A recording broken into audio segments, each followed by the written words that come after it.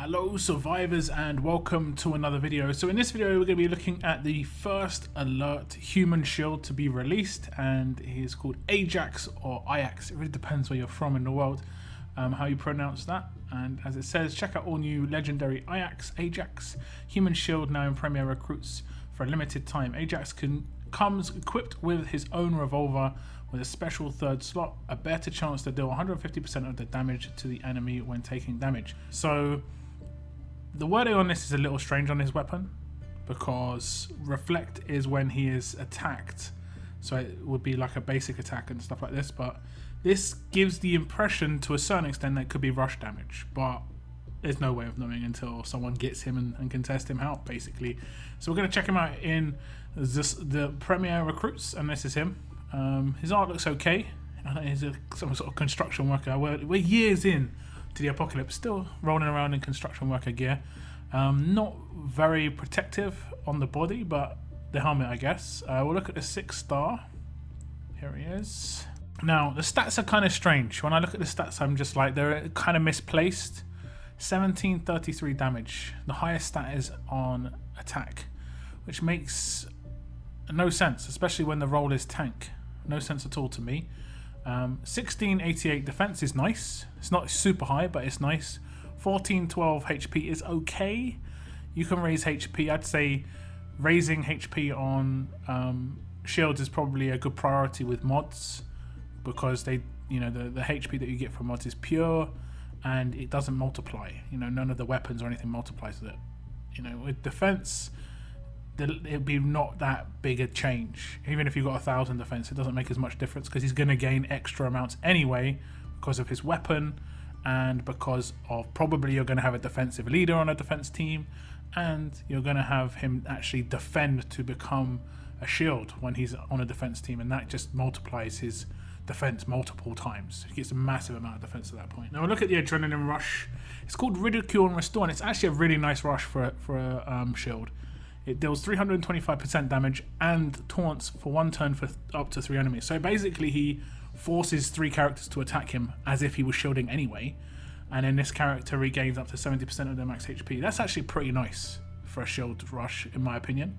The HP gain is great, but he forces 3 characters to basic attack him anyway, so that's awesome. And not many people have taunt resist, so that's going to be really nice.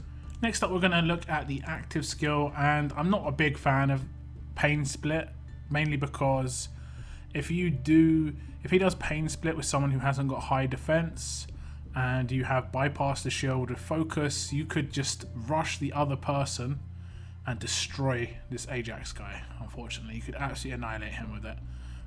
So I would probably not raise that at all. I'm not really sure on the rush. I'd have to test it out, but I mean, there'd be no downside to raising the rush. Obviously, specialist skill is a human shield, is the first alert human shield, like I already said.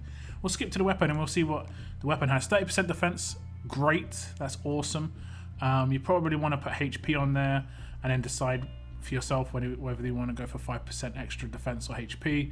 The third slot though is really, like I said, it's weird. The wording is I've got no idea. When taking damage, a better chance to deal 150% of the damage to the enemy. It just seems that the wording isn't 100% like it could. I mean, it's guaranteed it's going to be basic attack, like normal reflect, but it doesn't make out that it's not going to do it for the rush as well, which the normal reflect does make out. And I think the wording defensive revolver, it's normally called something else when it's the reflect bonus, so it is kind of strange. Now, there's no roadmap up right now to test him out to see if that's the case, with the weapon. But I think you're going to get what you kind of expect with an alert shield. If you put stun on defense on that weapon instead, you get, the other tanky stat in HP on there. You get one of them up to 35%.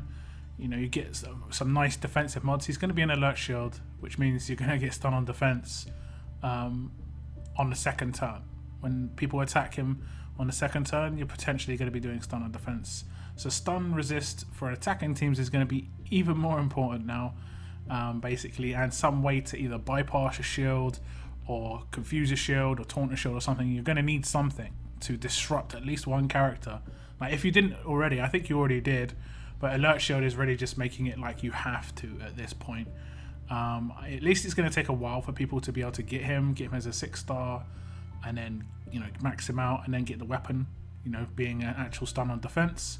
But it's interesting. I'll probably will pull for him, if I'm honest. I've got a lot of coins left. I'm not sure what I'm going to spend them on. I'm going to see what other characters come up. He is up for a while on the wheel, 8 days, and the chances are 2% for 6-star, 2% for 5-star, and I think that lasts until the 4th or the 5th.